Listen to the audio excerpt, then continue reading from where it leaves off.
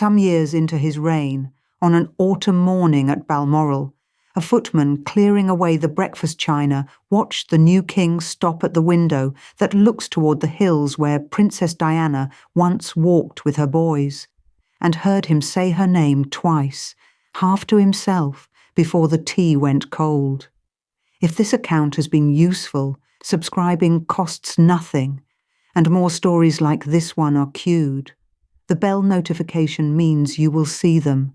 Hold that image, the king at the glass, because everything the palace told you about how he moved on runs straight into it. The footman did not report it as gossip. He did what staff at Balmoral tend to do with a moment like that. He kept it a day or two, then told a household colleague quietly, the way you tell someone something you cannot quite carry alone. That is how it survives, not as an official account, as one man in livery, standing by a trolley of cold toast, saying he had heard the king say her name twice, and here is the gap the whole thing runs on. In public, King Charles III almost never said the name Diana aloud. He would speak of the boys. He would speak of their mother in the careful folded phrasing of a man who had learned exactly where the cameras were. But the name itself, said plainly, said warmly, said as if she were still in the next room, that the world almost never got. Behind the doors, according to the aides who served him longest, he said it constantly. Think about what the public was told instead. By this point, Charles was the finished article, the composed heir who had done his mourning back in 1997 in front of a nation, and then walked forward into the rest of his life. He had remarried. Camilla was at his side, the second act the palace had spent years making acceptable, and the story had a clean shape to it. Man loses first wife, man grieves, man moves on with the woman he had loved all along. Then after a wait longer than any heir in British history, the crown itself. You remember the pictures from the coronation, the jaw set, the weight of that crown pressing down on a man of 74 who had waited a lifetime to feel it, composed, contained, done with the past.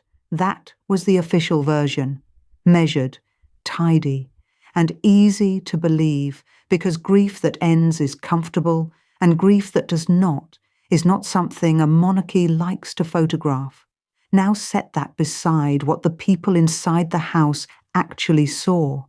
Start with a former valet, one of the men whose whole job was the private king, the one who had no dressing gown on and no audience to perform for. He described a photograph, not one of the official portraits of Diana that hang where visitors can see them and murmur the right things. A particular photograph kept in a spot that was not a stateroom at all, a place along a corridor or by a door that only Charles himself would pass, and only in the first quiet minutes of the morning before anyone else was moving. No camera ever recorded it. No tour guide ever points at it. It was put exactly where it would be seen by one person, every day, and no one else. Ask yourself where in your own home you would put a photograph you did not want anyone to ask about. Not the mantelpiece, not the hallway where guests hang their coats. Somewhere private, somewhere on your own path, somewhere the question never comes because no visitor ever gets that far. That, the valet believed, is what the king had done. He had given her a place in the house that belonged to him alone. And this is a man who could have had her anywhere. He could have hung her in gold in a room the size of a tennis court. Instead, he chose the one wall the public would never see. That tells you something the coronation photographs do not. Then there is the private secretary. Different vantage point entirely.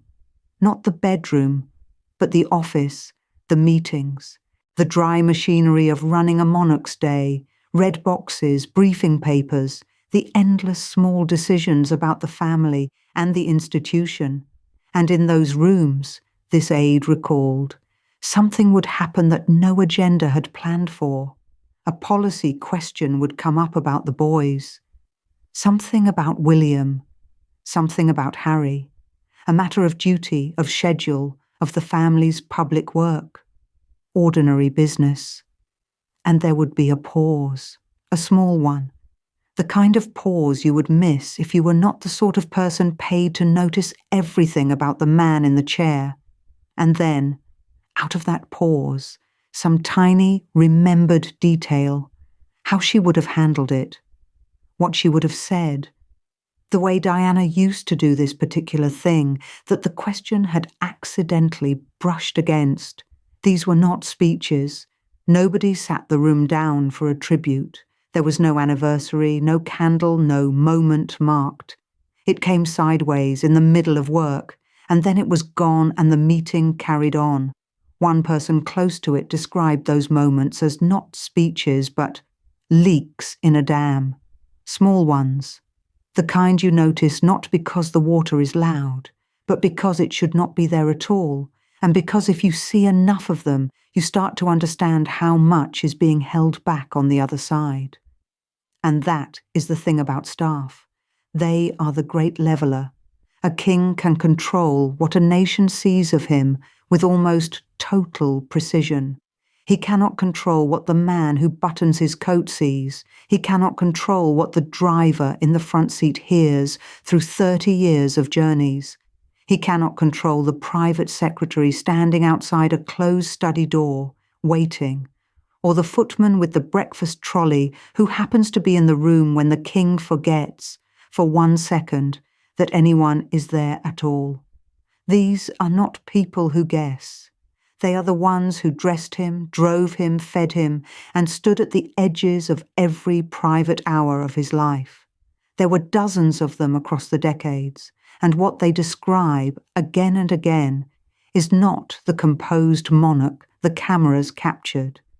It is a man for whom the mother of his sons had never actually left the building. Which brings us back to that morning at Balmoral, and to the sentence itself. Because I have told you, the footman heard the name twice. I have not told you what else the king said, and that is deliberate because it matters, and because almost everyone who hears this story gets it wrong. The assumption is obvious. A widower at a window, gazing at the hills where his late wife once walked, murmuring her name. You picture regret. You picture a man mourning the woman he lost, maybe even the marriage he ruined. You fill in the blank the way the official story trained you to fill it in, with sorrow and longing and a love story that ended badly in a Paris tunnel. That is the natural guess. Hold on to your version of it, whatever it is, because when you finally hear the actual words that footman carried out of that room, they are not what you think. They rearrange everything that comes before them. For now, keep the picture simple. The window, the hills, the name, said twice, half to himself. The tea going cold because the man holding it had stopped noticing he was holding anything at all, and noticed what he was doing with her, everywhere in the house. The name spoken only where the walls could keep it, the photograph placed where only he would pass, the remembered details that surfaced only in rooms with the doors shut. There is a pattern here, and it is not the pattern of a man who has moved on. It is the pattern of a man who has moved his grief somewhere the public cannot reach it, and then visited it, privately, every single day, for decades. So the household began to ask each other the obvious thing, not out loud in front of him, of course, in the corridors, in the servants' hall, in the small conversations staff have about the person they all serve. If he grieves her this openly in private, if the name never really leaves his mouth, if there is a photograph on a private wall and a pause in every meeting that touches the boys, then why? Why does the official version insist so firmly that he let go? Why did the palace spend years building the story of the man who mourned in 1997 and moved on, when the men who dressed him every morning could see plainly that he had done nothing of the kind? That is not a small gap. That is a monarchy telling one story to 100 million people while the truth walks the corridors in a footman's uniform. And the strange part, the part that unsettled the staff themselves, is that the private grief was not really hidden out of shame. It was hidden out of something else, something they could not name, and that is what kept them talking. Because here is what they could not work out. Grief you would understand. A man mourns his first wife quietly for the rest of his life. It is sad, but it makes sense, and it would not need to be denied so carefully. What the staff kept circling was a feeling that this was not simple mourning at all, that there was something underneath the name at the window and the photograph on the private wall that did not fit the shape of a grieving husband, something with an edge to it, something that looked, the longer you served him, less like a man missing a woman and more like a man checking for her. Checking for what? They were not sure. But the checking was constant, and it had nothing tender in it that they could easily explain. The people who dressed him could not answer that question. They lived inside it for years and never resolved it. By the end of this you will. So hold the two things together, because the whole story lives in the space between them. On one side, the king the world watched, the set jaw, the heavy crown, the second marriage, the state occasions, the man who had, we were assured, done his grieving and closed the door. On the other side, the king the household knew, the name said twice at a cold window, the hidden photograph, the pauses, the leaks in the dam, and a private grief so persistent that his own staff, the people closest to him on earth, could not explain why it was being denied. One of them, in the end, would explain it, an aide who had been there long enough to have stopped guessing. And the answer that aide gives is the reason this story is not the one you were told.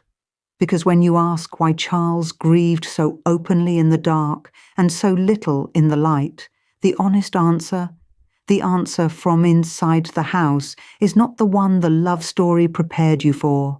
It is not tenderness. It is not longing for a marriage he wished he could have back.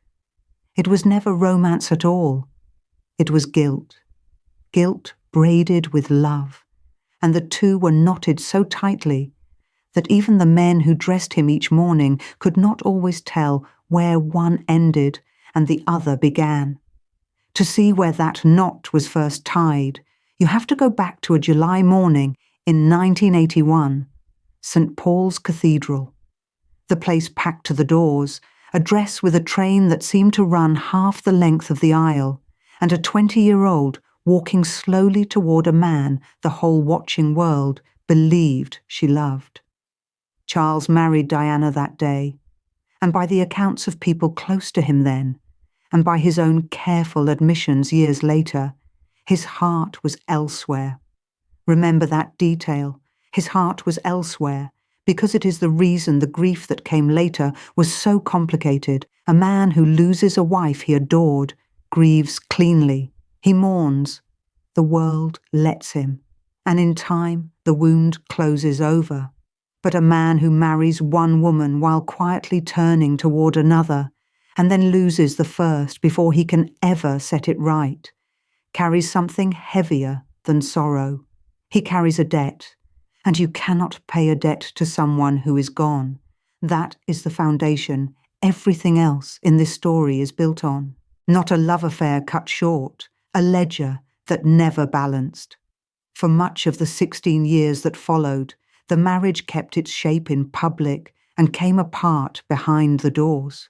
The two of them learned to smile on the same balcony and travel in the same car and share almost nothing else. By the time it was formally over, they were, in every way that mattered, strangers who happened to share 2 sons. That much the public knew. The papers had feasted on it for years. What the public did not know was how the man carried it once she was no longer there to argue with, because then came the part no one could have scripted. In the early hours of the 31st of August, 1997, a car travelling too fast went into a concrete pillar in a Paris underpass, and Diana was gone. Her death in the Paris underpass in 1997 was not the end of a marriage. That marriage had already ended. It was the moment the debt was locked shut forever, with nothing left to pay it with, and it landed, first and hardest, on 2 boys. William was 15, Harry was 12. They had lost the one parent who hugged them where cameras could see it, who pulled them onto her lap in public, who was warm out loud in a family that was warm only behind closed doors. Whatever else Diana had been to the institution, to those 2 she was the soft parent. And in a single night, that parent was simply not there anymore. Charles was left holding the thing he had spent his whole life being trained for, duty, and the one thing no training prepares you for, 2 grieving children who were also, one day, the future of the throne. Staff who were at Balmoral that terrible week describe a scene that the country would later see for itself. The family had gone up to Scotland for the summer, as they always did, and the boys were there when the news came in the dark. That Sunday, the household went to the small granite church down the hill, Crowthy Kirk, the way they went every Sunday. And afterward, Charles walked the young princes back. 2 boys who had learned about their mother's death only hours before, walking out of the Crowthy church service beside a father in a dark suit, past faces trying not to stare. Picture 2 boys walking back from church that week, and the father beside them who could not fix any of it. He could shield them from the press. He could not shield them from the thing itself. And a man who has spent his life fixing nothing by managing everything meets in a moment like that the exact limit of what management can do. Something in Charles changed in that week, the people around him say, and it did not change back. The composed air the cameras got in the days that followed, the one accused of coldness while a nation wept in front of Buckingham Palace, was doing in public what he had been raised to do: hold the line, hold the face, get the boys home. What he did in private was something else, and it is where this story really lives. Because the grief did not end when the funeral did. That is the thing the aides come back to. For years afterward, quietly, without a word to the press office, Charles marked the dates. The anniversary of her death, her birthday, the 1st of July. Dates the palace never announced, never put on a schedule, never turned into a photo opportunity. There was no wreath-laying for the cameras, no statement released at 9 in the morning. Just a man who, on certain days of the year, went a little further inside himself, and a household that learned to read the signs and give him room. A single, sad anniversary you could call sentiment. A man marking her, privately, year after year after year, long after remarriage, long after the world had filed the whole thing under history. That is not sentiment. That is a practice, a quiet, disciplined, decades-long practice of not letting go, run by a man whose entire public identity was built on the appearance of having let go. And here is where it stops being simply sad and starts being strange. A biographer drawing on household sources describes something that the staff apparently found harder to explain than the tears or the silences. Charles, this biographer says, would ask about the boys in a particular way. Not how are they? Not are they eating? Are they sleeping? He would ask whether William's expressions reminded people of her, whether the way Harry's temper flared, quick and hot and then gone, put anyone in mind of Diana. He asked it lightly, the way you might mention the weather, tucked into the end of a real conversation about schools or engagements or security. But he asked it again and again. Hold on to that, because on its own it sounds like nothing. A grieving father seeing a lost wife in his children. The most natural thing in the world. Keep it in view anyway, because the meaning of that quiet, repeated question is the turn this whole story is walking toward, and it is not quite what it looks like. What looks like nothing rarely is in a house like that. And he did not only ask, he kept things. This is where the objects come in, and the objects are where the private grief becomes something you can almost hold in your hand. He kept her handwriting, not a filed archive, not correspondence logged by a secretary, but her hand specifically, the loops and slants of it, kept somewhere close. A former valet, you may remember, spoke of a photograph of Diana that hung not in any of the grand public rooms where guests would see it and read meaning into it, but on a small stretch of wall that only Charles would pass, alone, at the start of each day. That was the pattern of the man. The public rooms told the official story. The private corridor told the truth. He arranged his own house so that she met him every morning where no visitor ever would. And there was one thing more. One aide came to believe that among the things Charles kept was a single letter, in Diana's handwriting, that he never showed Camilla. Sit with the shape of that for a moment. This is a man who remarried, who built, by every visible measure, a real and settled second marriage, the one relationship he had wanted from the beginning. Camilla was in the house. Camilla was, at last, his wife and his queen. And somewhere in that same house, in a drawer or a box that stayed closed, there was one sheet of paper in another woman's hand that his wife was never shown.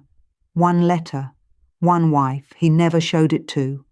Sit with what that means before we tell you what it was for, because a locked drawer in a marriage is never really about the paper inside it. It is about the one thing a person keeps back, the small sealed room they will not open even to the person they share everything else with. Whatever was in that letter, the act of hiding it was itself a message.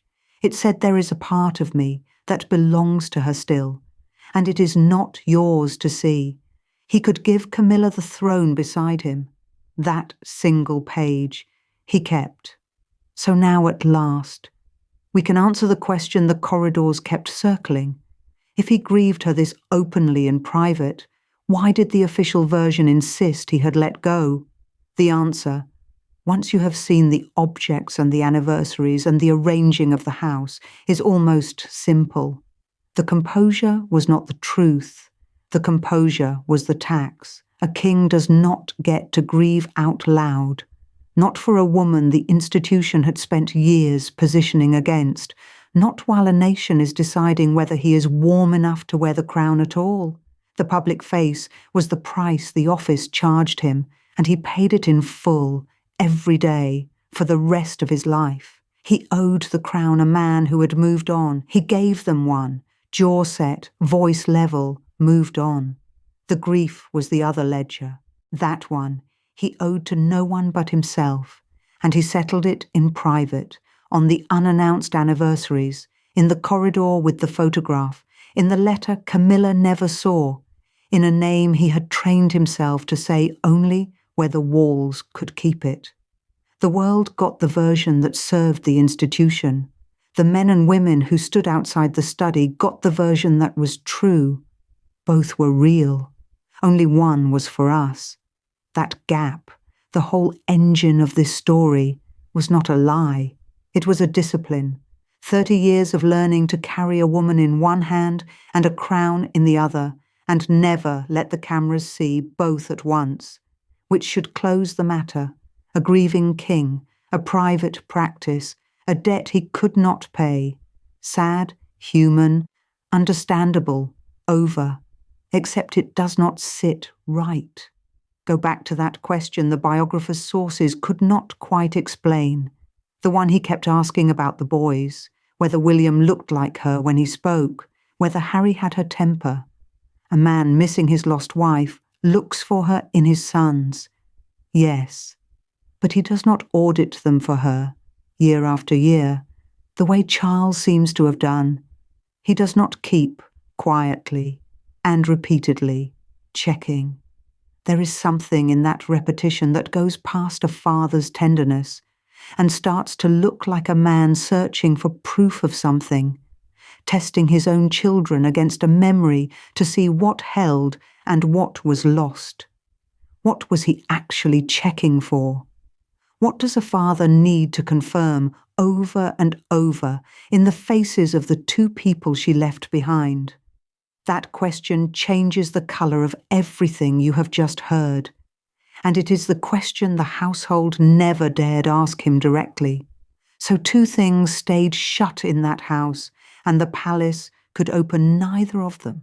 The first was the letter, a single sheet in Diana's handwriting, kept but never shown to the woman he married, its contents known to no one now living, who will say. The second was smaller, and in its way, larger, because whatever the king said on those private mornings, whatever sentence a footman once caught drifting from a man standing at a certain window at Balmoral, looking toward the hills, no one in the household ever truly learned what it was. They heard a name. They did not hear the whole of it. One folded page, and one half-spoken sentence, the two things the palace could never open, and the two things that, together, hold the answer to what all of this was really for. Two things the palace could never open. And here is the strange part. They were never two secrets at all. They were one secret wearing two different shapes, a folded letter in a box, a sentence at a window. Pull on either thread, and the same truth comes up in your hand. Start with the letter, because it looks the most like romance and turns out to be the least. A single sheet in Diana's handwriting, kept where Camilla never saw it, held on to for years after a man is supposed to have moved on.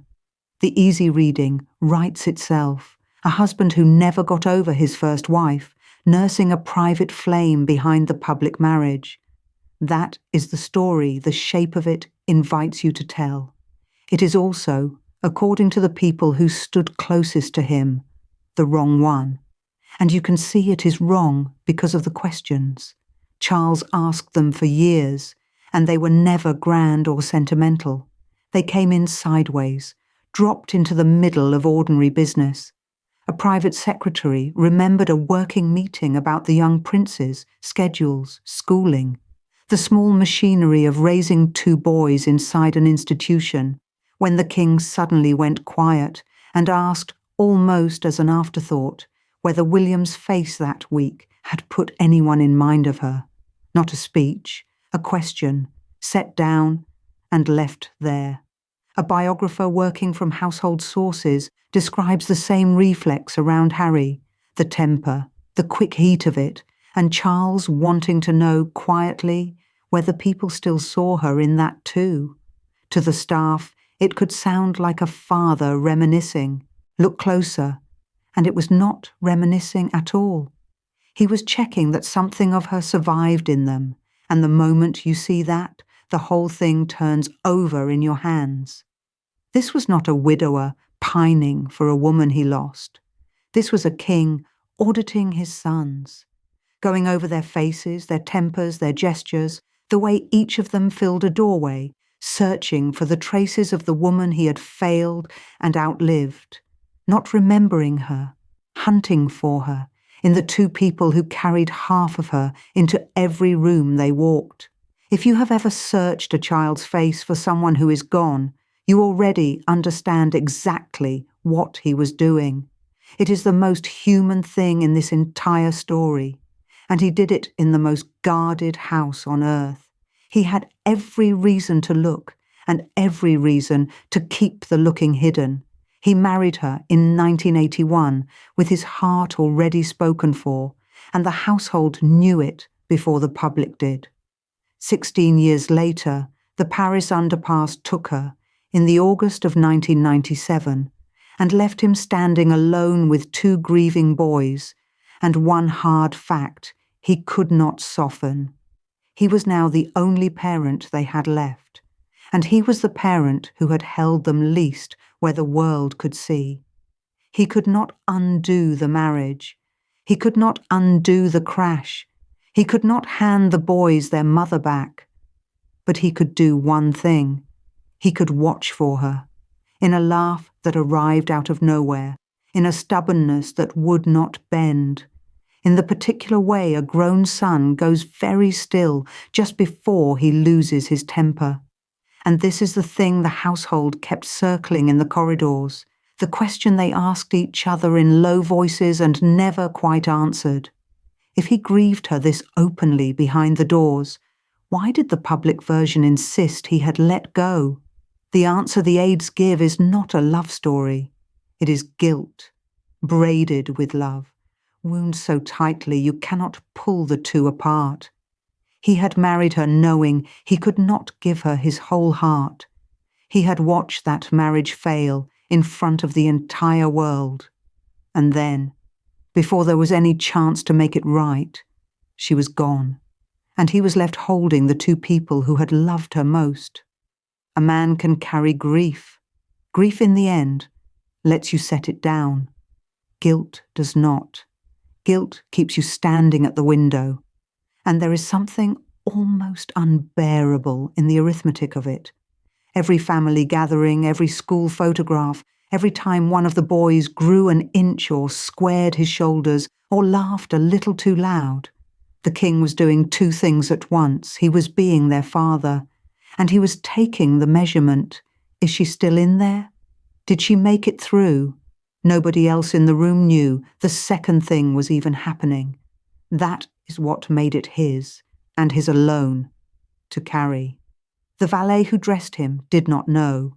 The private secretary standing outside the study door caught only the edges of it, and the boys, especially the boys, had no idea their own faces were being read every single day for a woman they had lost when they were children, which is what carries us back to that window.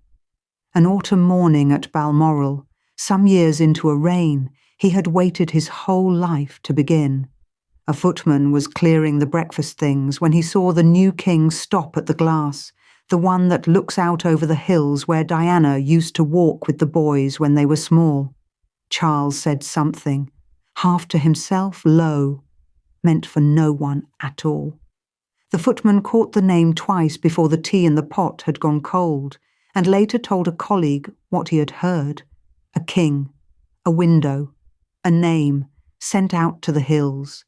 And for a long time, inside the household and well beyond it, that was the whole of it. Everyone had the name. No one had the sentence. Here is the sentence. Standing at that glass, looking out at the hills where she had walked, the king was not apologizing to a ghost.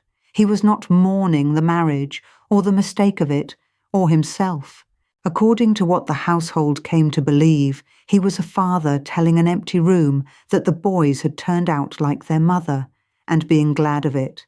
That was the whole of the private confession. Not I miss her, not I am sorry. Just this. They came out like her. Good. That was the sentence. Not what you expected the king at the glass to be saying, was it? No plea. No self-pity. A man at the end of a 30-year audit reading out the result to nobody in particular, and finding it good.